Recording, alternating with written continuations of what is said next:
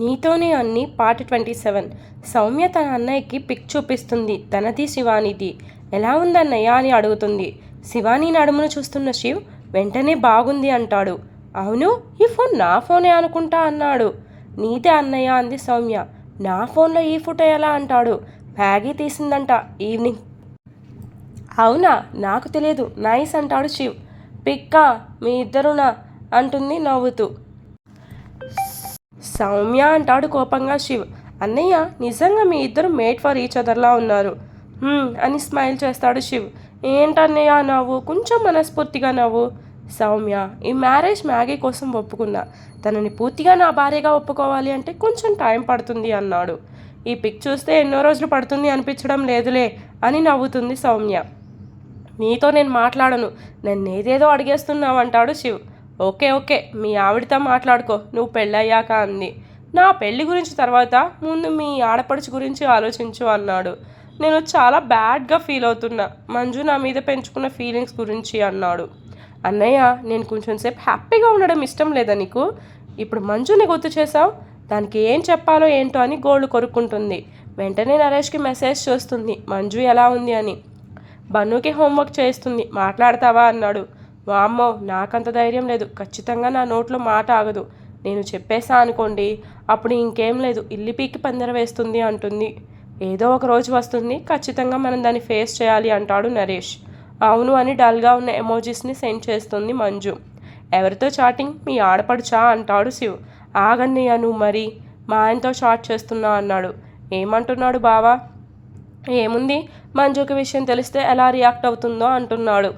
చూద్దాం, ముందు తనకి తెలియనివ్వు అంటాడు శివ్ సౌమ్యతో. మంజు బన్నుతో వర్క్ చేయించిన తరువాత తన అన్నయ్య దగ్గరకు వస్తుంది. ఏమన్నయ్య, నీ పెళ్ళాం వాళ్ళ అన్నయ్య ఇంట్లో సెటిల్ అవుతుందా ఏంటి అని అడుగుతుంది. మన ఇంటికి రాదా, ఎన్ని రోజులు ఉంటుంది అక్కడే అని అడిగింది. ఏమోనే, నాకేం చెప్పలేదు, ఉండనివ్వు మ్యాగీ కోసం అన్నాడు. నన్ను పెళ్లి చేసుకో అంటే చేసుకోడు, మా వదినేమో అన్నయ్యకి దూరంగా, నేను శివ్కి దూరంగా అని ఫీల్ అవుతుంది. అన్నయ్య, నేను వదిన మీద అలిగాను, తనకి చెప్పకు అంటుంది మంజు. దేనికి అలిగావు అని అడిగాడు నరేష్. దేనికేంటి, అసలు ఇప్పటి వరకు ఒక కాల్ లేదు, మెసేజ్ లేదు తెలుసా అని బాధగా చెప్తుంది. పోనీలే వదిలే మంజు, పుట్టింట్లో ఉండడం వల్ల అత్త తరపు వాళ్ళని మర్చిపోయింది. ఏమోలే అన్నయ్య, ఎంజాయ్ చేయని అని సాడ్గా ఫీల్ అవుతుంది. శివ్ పెళ్ళి మీ వదిన దగ్గరుండి చేస్తుంది అంటే నువ్వు తనతో మాట్లాడవేమో అనుకుంటాడు మనసులో నరేష్ సౌమ్య గురించి. ఏవండి, మనం రేపు బట్టలకి వెళ్తున్నాం కదా, మీ చెల్లికి ఇంకోసారి ఫోన్ చేసి రమ్మని చెప్పండి, ఈ పెళ్ళి 10 రోజులు ఇక్కడ ఉండాలి అని అంటుంది శాంతి సౌమ్యతో. ఏముంటుందో ఏంటో, చేసి చెప్తా అని సోమయ్య తన అక్కకి కాల్ చేస్తాడు. సోమయ్య గారి అక్కకి మొన్న ఉన్నంత కోపం ఈరోజు ఉండదు. తన కొడుకు ఫోన్ చేసి తనని కూల్ చేస్తాడు. చెప్పరా అంటుంది. అక్క, రేపు బట్టలకి వెళ్తున్నాం, నువ్వు కూడా రావాలి అంటాడు. నాకు శివాని అంటే చాలా ఇష్టం, నా కొడుకు కూడా దాన్ని ఇష్టపడ్డాడు. దాని పెళ్ళి వేరే వాళ్ళతో జరుగుతుంటే నేను చూడలేను. పెళ్ళికి 2 రోజుల సమయం ఉంది అనగా నేను వస్తాను అని చెప్తుంది. అప్పటి వరకు నన్ను బలవంతం చేయొద్దు అంది. అక్క, నీకు కోపం పోయిందా అని అడుగుతాడు. పోయిందిరే, నా గురించి ఆలోచించకుండా మంచిగా ఏర్పాట్లు చేసుకోండి అంటుంది. శాంతితో కొంచెం సేపు మాట్లాడి ఫోన్ కట్ చేస్తుంది ఆవిడ. అమ్మయ్య, శివాని వాళ్ళ అత్తకి తన మీద కోపం తగ్గింది చాలు అనుకుంటాడు సోమయ్య. శివాని ఇంకా భోజనం చేయలేదని తన గదికి వెళ్ళి శాంతి విషయం చెప్తుంది. అత్తకి కోపం తగ్గింది అని శివాని నవ్వుతుంది. పెళ్ళికి టైం ఎంతో లేదు, నువ్వేం కొనాలి అనుకుంటున్నావో అన్నీ కాగితం మీద రాసుకో, మళ్ళీ అక్కడికి వెళ్ళాక అన్నీ మర్చిపోతావు అంటుంది. సరే అమ్మ, నేను రాసుకుంటానులే అని వాళ్ళ అమ్మని పంపించేసి తన బావకి కాల్ చేస్తుంది శివాని. అతను కాల్ లిఫ్ట్ చేసి, చెప్పు మరదల పిల్ల అంటాడు. నువ్వే కదా బావా అతన్ని కూల్ చేసింది అని అడుగుతుంది. లేదు, అమ్మే మారిపోయింది. అబద్ధం చెప్పుకు బావా అంటుంది. నా మరదల పిల్ల సంతోషం కోసం అలా చేశానులే అంటాడు. థ్యాంక్ యూ బావా అంటుంది శివాని. అబ్బా, ఈ డ్రామా అవసరమా చెప్పు. సరే, ఇంకెప్పుడు ఇలా చేయను, కానీ నువ్వెప్పుడు వస్తున్నావు అంది శివాని. 2 డేస్లో అంటాడు. బావా, డైరెక్ట్గా ఇక్కడికి వచ్చే, అప్పుడు నిన్ను చూసి ఫీల్ అవ్వాలి అంటాడు వాళ్ళ బావ. బావా అని కోపంగా అంటుంది శివాని. ప్రేమించిన అమ్మాయిని పెళ్లి బట్టల్లో చూస్తే తట్టుకోలేదు ఈ గుండె. బావా సారీ అని ఏడుస్తుంది. ఓయ్ ఏడవకు, ఊరికే అన్నాను. అమ్మ దగ్గరకు వెళ్ళి తనతో 2 డేస్ ఉండి ఆమెను కూడా నాతో పాటు తీసుకుని వస్తా, ఓకేనా అంటాడు. హా అని నవ్వుతుంది. ఓకే బాయ్, ఆఫీస్కి వెళ్ళాలి. ఓకే బావా అంటూ కాల్ కట్ చేస్తుంది శివాని. శివానీకి మనసు భారం అవుతుంది. బావా, నువ్వు ఇష్టపడిన దానిలో నన్ను నిశాంత్ కొంచెం ఇష్టపడి ఉంటే ఈరోజు నా జీవితం ఇలా అయ్యేది కాదు అని బాధపడుతుంది. ఆ రోజు అనుకోకుండా దగ్గర అయ్యాను, అదే నా లైఫ్ని స్పాయిల్ చేసిద్ది అనుకోలేదు అని ఏడ్చి ఏడ్చి ఎప్పటికో పడుకుంటుంది శివాని. నెక్స్ట్ డే నిధి కాలేజ్కి రాగానే ఆమె చెయ్యి పట్టుకొని ఎవరూ లేని ప్లేస్కి తీసుకొని వస్తాడు కమల్. ఏంటిది అంటుంది కోపంగా. ఇంకా తగ్గలేదా నా మీద కోపం అంటాడు బాధగా. నీ మీద కోపం అప్పటికన్నా ఇప్పుడు 1000 రెట్లు పెరిగింది తెలుసా అంటుంది. ఆ రోజు లైబ్రరీలో నీ ఇష్టానికి కిస్ చేస్తావా అని అతని గుండెల మీద కొడుతుంది నిధి. సారీ, ఆ రోజు ఇది కోపంలో. నీకు కోపం వస్తే ముద్దు పెట్టేస్తావు, మరి అమ్మాయిలు మేమేం చేయాలి? మేము సిగ్గు విడిచి మీ వెనక తిరిగి మమ్మల్ని పట్టించుకో అని తిరగాలా? నన్ను నేను అర్పించుకోవడమే నేను చేసిన తప్పు, మళ్ళీ నీ వెనక ఎన్ని రోజులు తిప్పించుకుంటావు అంది నిధి. ఎంతలా అవాయిడ్ చేసావు నన్ను, ఎంత ఏడ్చానో రోజు నువ్వు అలా అవాయిడ్ చేస్తూ ఉంటే అని వెక్కి వెక్కి ఏడుస్తుంది నిధి. అలా ఏడుస్తుంటే కమల్ తట్టుకోలేక తనని గుండెలకి ఆనించుకుంటాడు. అతను ఎప్పుడైతే హక్ చేసుకున్నాడో వెంటనే అతనికి దూరం జరుగుతుంది నిధి. మళ్ళీ ఏమైంది అంటాడు కమల్. నిధి తన కన్నీళ్లను తుడుచుకొని, నేను నేర్చా అని నువ్వు జాలిపడనవసరం లేదు. నేను ఏడ్చింది నీలాంటి వెధవని నమ్మినందుకు, అంతే. నీ మీద ప్రేమతో కాదు అని కోపంగా వెళుతుంది. నిధి నుండి అలాంటి మాటలు ఎక్స్పెక్ట్ చేయని కమల్ ఫుల్ షాక్ అవుతాడు. శివ్ ఫ్యామిలీ మెంబర్స్ మొత్తం శివాని ఇంటికి బయలుదేరుతారు. శివాని ఫ్యామిలీ అంతా రెడీ అయి ఉంటారు. శివ్, సౌమ్య, మ్యాగీ ఒక కారులో, పెద్దవాళ్ళు ఇంకో కారులో ఉంటారు. మ్యాగీకి నిద్ర వస్తుంది అని బ్యాక్ సీట్లో తన ఒడిలో పడుకుంటుంది. శివానిని ఫ్రంట్ సీట్లో ఉంచుతారు. శివాని కొంచెం ఇబ్బందిగానే శివ్ పక్కన కూర్చుంటుంది. శివాని గారు, డోర్ లాక్ పడలేదు, మళ్ళీ వేయండి అంటాడు శివ్. ఉమ్మని మళ్ళీ వేస్తుంది. సీట్ బెల్ట్ పెట్టుకోండి శివాని గారు అన్నాడు. శివానికి కుదరక అలానే చూస్తుంది. 1 నిమిషం అంటూ శివాని మీదకు బెండ్ అయ్యి బెల్ట్ని అడ్జస్ట్ చేస్తాడు. శివ్ అలా ఒక్కసారిగా దగ్గరకు వచ్చేసరికి ఆమె గుండెలు అదురుతాయి. అది చూసిన శివ్ కూల్ అంటూ ఆమె గుండెల మీద చెయ్యి వేస్తాడు. శివాని ఫ్రీజ్ అవుతుంది అతను అలా టచ్ చేసేసరికి. అదురుతున్న శివాని గుండెల మీద నిమురుతూ కూల్ అన్నాడు శివ్. శివాని ఇంకా షాక్లోకి వెళ్తుంది అతను అలా చేయడంతో. అదంతా బ్యాక్ సీట్లో నుంచి సౌమ్య చూసి నవ్వుకుంటుంది. నేను కూడా వేరే కారులో ఉంటే బాగుండేది అనుకుంది. మ్యాగీ చిన్నగా కదులుతుంటే, లేవకు తల్లి, మీ అమ్మా నాన్న రొమాన్స్ డిస్టర్బ్ అవుతుంది అనుకుంది. శివాని ఏం మాట్లాడకుండా రాయిలా ఉండేసరికి, ఏమైంది మీకు అంటూ మళ్ళీ ఆమె చెంప మీద చెయ్యి వేస్తాడు. అతను అలా టచ్ చేస్తుంటే కాదు అనలేకపోతుంది. అతను అడిగేదానికి ఆన్సర్ తెలియక మౌనంగా ఉంటుంది శివాని. శివాని గారు ఎందుకు సైలెంట్గా ఉన్నారు అని ఆలోచిస్తాడు శివ్. అప్పుడు చూస్తాడు శివ్ తన పొజిషన్ని.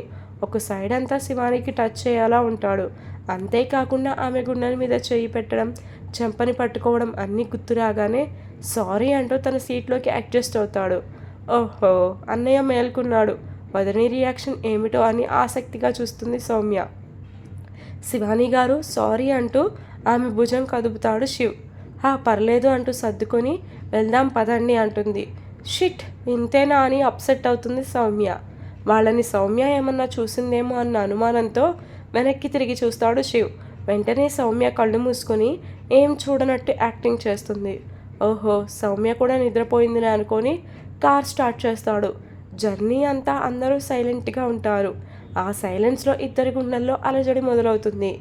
శివానికి ఒక పక్క అలజడిగా ఉంటుంది, ఇంకోవైపు తెలియని బాధ కూడా ఉంటుంది. ఆ బాధ శివ్కి నిజం చెప్పనందుకు. షాపింగ్ మాల్ రాగానే శివ్ కార్ ఆపుతాడు.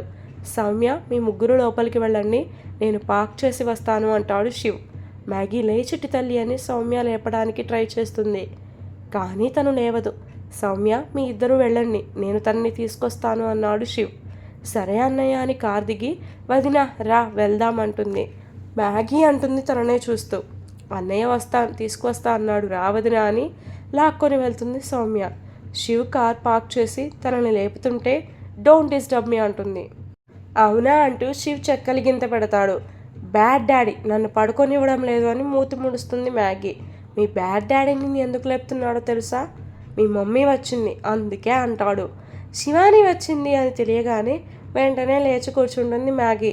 మమ్మీ వచ్చిందా, ఎక్కడా అని చుట్టూ చూస్తుంది.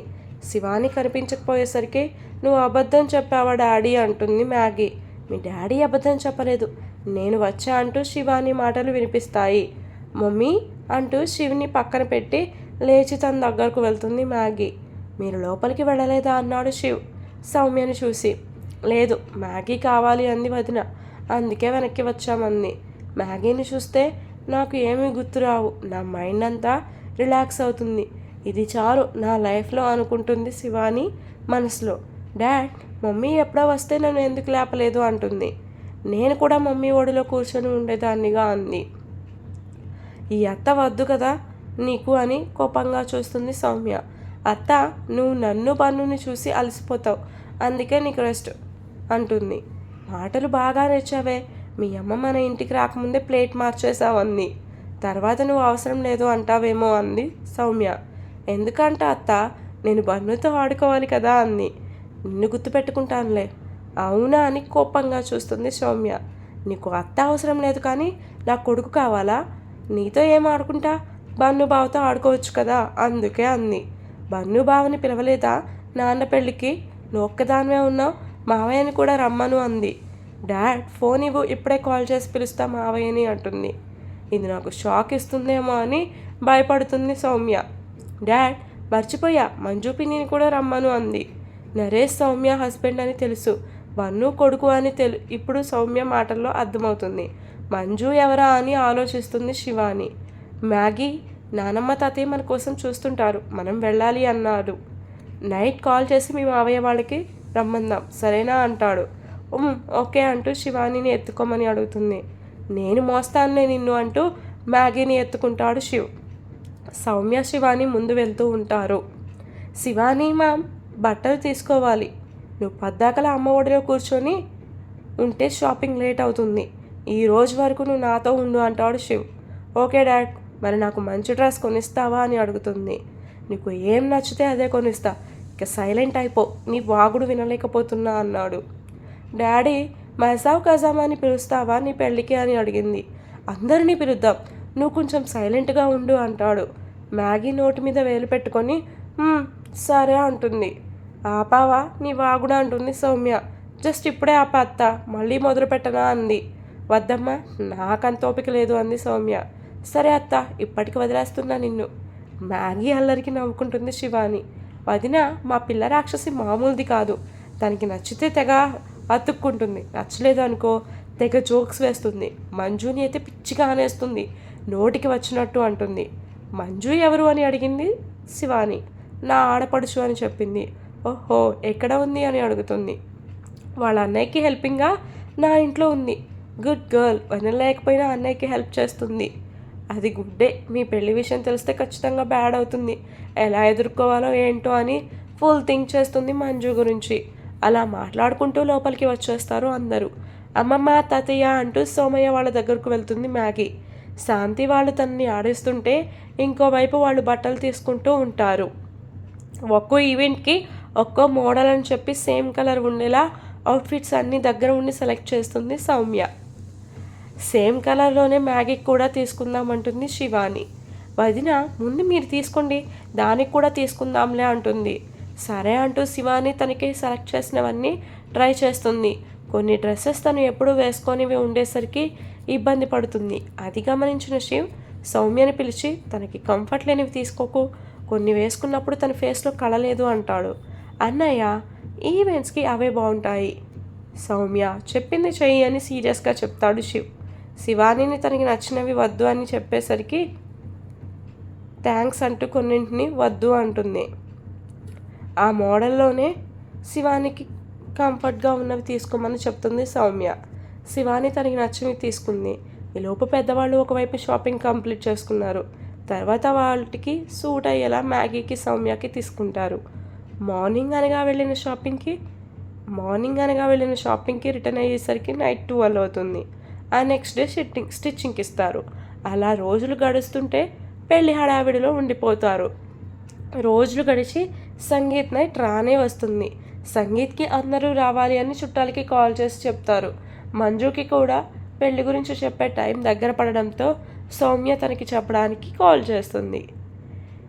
ఈరోజు ఎపిసోడ్ అయిపోయిందండి. నేను చాలా కష్టంగా చెప్పాను లాస్ట్లో. కొంచెం కోల్డ్, గొంతు మంట పుట్టేస్తుంది అబ్బా. ఏదైనా చిట్కాలు ఉంటే చెప్పండి. మంజు శివ పెళ్ళి అని తెలిస్తే తట్టుకోగలదంటారా?